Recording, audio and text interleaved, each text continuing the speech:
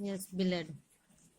Blood यानी रुधिर, ठीक है। मानव शरीर में जो रुधिर होता है उसमें कौन कौन सा पदार्थ होता है, कौन कौन से एंजाइम्स होता है, कितनी मात्रा में होता है, कितने लीटर्स होता है ना, इसके बारे में सब जानना है। रुधिर वह तरल माध्यम है जिसके द्वारा विभिन्न पदार्थों को शरीर की विभिन्न कोशिकाओं तक पहुंचाया जाता है। यानी रुधिर हमारा वह माध्यम है जिसके द्वारा हम मतलब भोजन में जो भी अन्न ग्रहण करते हैं उसके द्वारा जो भी पोषक तत्व होते हैं वो ब्लड के माध्यम से हमारे पूरी बॉडी के अंदर एक पोषक तत्व यानी ऊर्जा पहुंचाता है, ठीक है।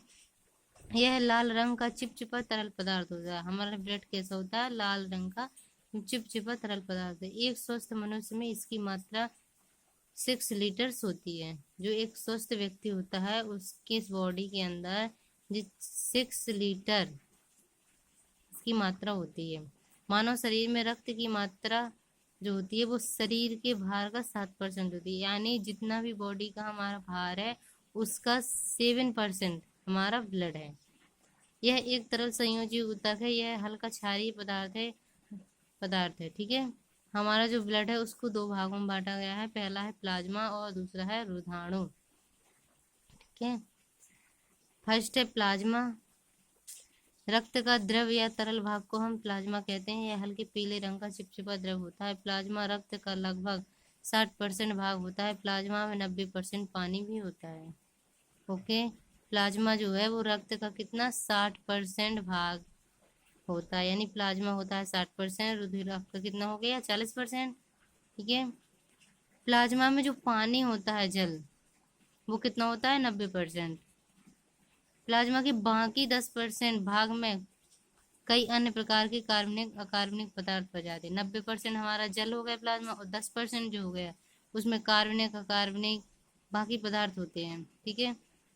प्लाज्मा में शरीर के प्रतिरक्षी पदार्थ, प्रतिरक्षी यानी एंटीबॉडीज, ठीक है, जो हमारे क्या है रोगाणु से लड़ने में सहायता देता है।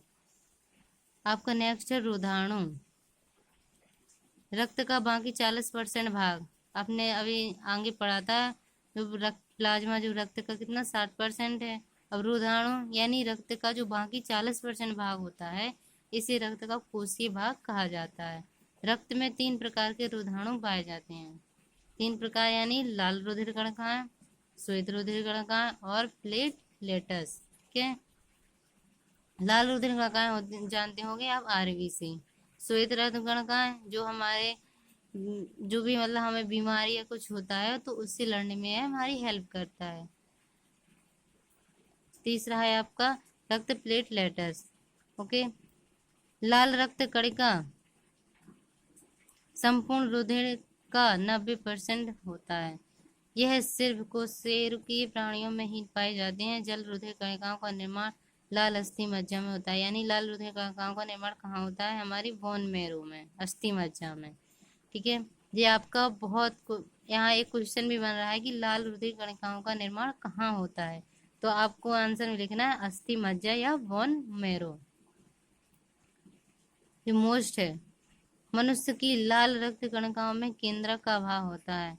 यानी मनुष्य में जो लाल रक्त कणिका इसमें केंद्रक नहीं होता है। लाल रक्त कणिकाओं में हीमोग्लोबिन नामक प्रोटीन पाई जाती है। इसी हीमोग्लोबिन के कारण मानव रक्त का लाल रंग पाया जाता है। यानी मानव शरीर में जो हीमोग्लोबिन होता है उसी कारण हमारा जो ब्लड होता है उसका रंग क्या होता है? लाल होता है। और इसमें आपको पता होगा ब्लड में ऑक्सीजन भी होती है, ठीक है। हीमोग्लोबिन पाया जाता है, इसका मुख्य कारण है O2 यानी ऑक्सीजन को क्या है शरीर के विभिन्न हिस्सों में पहुंचाना। CO2 कार्बन डाइऑक्साइड को वापस लाता है। श्वेत रक्त कणिकाएं, अब श्वेत रक्त कणिकाएं क्या है? श्वेत रक्त कणिकाएं लाल रक्त कणिकाओं की अपेक्षा आकार में काफी बड़ी होती है। यानी जो लाल रक्त कणिकाएं होती है हमारी आरबीसी वो छोटी होती है, पर उसकी अपेक्षा जो होती है वो श्वेत कणिकाएं आरबीसी वो सॉरी डब्ल्यूबीसी थोड़ा बड़ा होता है आकार उनका। इन कणिकाओं को ल्यूकोसाइट्स भी कहा जाता है। इन कणिकाओं में हीमोग्लोबिन पूर्णतया अनुपस्थित रहता है जिसके कारण ये रंगहीन होते हैं। यानी इनका कोई भी कलर नहीं होता है, ठीक है। जिस तरह आप जल में आप जल के बारे में सुना होगा कि जल का कोई भी रंग नहीं होता है। कहीं कहीं वो आपको बिल्कुल व्हाइट से दिखेगा, कहीं बहुत ज्यादा खारा नीला दिखेगा, है ना। तो इसका भी जिस तरह रंग का भी हमारा कोई भी कलर नहीं है, उसी प्रकार हमारे जो WBC है इसका भी कोई रंग नहीं है। ऊतकों में पहुंचकर ये ठोस पदार्थों जैसे जीवाणुओं और मृत कोशिकाओं को निकलकर उन्हें नष्ट कर देती हैं। ये कोशिका शरीर को रोगी होने से बचाती हैं। हमने बताया था ना जी क्या है WBC, यानी रोग प्रतिरोधक क्षमता, यानी जो हमारे क्या है रोगों से लड़ने की क्षमता बढ़ाता है ना। ये रक्त की कुछ विशेष प्रोटीन प्रतिरक्षी एंटीबॉडीज में परिवर्तित होते हैं। आपका लास्ट है थ्रोम्बोसाइट्स यानी प्लेटलेट्स। ये सिर्फ स्तनधारियों के रक्त में पाए जाते हैं। इसका मुख्य कार्य शरीर के कटे जाने पर रक्त के बहाव को रोकना, ताकि शरीर में रक्त की कमी ना हो। आपको देखा हो कहीं चोट या कुछ चाकू छुरी जो लग जाता है तो उसे क्या हम हल्का सा दबा लेते हैं तो हमारा ब्लड रुक जाता है ना। तो वो किसकी पूर्ति से प्लेटलेट्स, अगर आपकी बॉडी में प्लेटलेट्स नहीं है तो आपको घाव या कुछ लग जाता है तो आपका ब्लड नहीं हो बंद होगा और आपकी बॉडी से क्या है पूरा ब्लड निकल जाता है ना। इससे व्यक्ति की मृत्यु भी हो सकती है। इसलिए बॉडी में हमारे रक्त प्लेटलेट्स होना बहुत जरूरी है, ताकि शरीर में रक्त की कमी ना हो और बहाव को भी रोक देता है ना।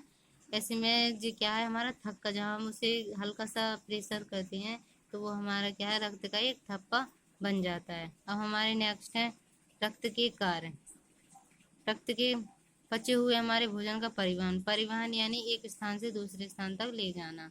ऑक्सीजन का परिवहन यानी ब्लड में ऑक्सीजन होती है जो हमारे संपूर्ण बॉडी को ऑक्सीजन प्रदान करती है। कार्बन डाइऑक्साइड का यानी बॉडी से संपूर्ण जो कार्बन डाइऑक्साइड निकलती है ऊतकों टिश्यू जो अंगों से जो अपने कार्य करते हैं उनसे क्या है बाहर निकालना। ऊष्मा का वितरण भी करता है। हमारा ब्लड गर्म होता है बॉडी, इसलिए हम कहते हैं हमारी बॉडी क्या है गर्म।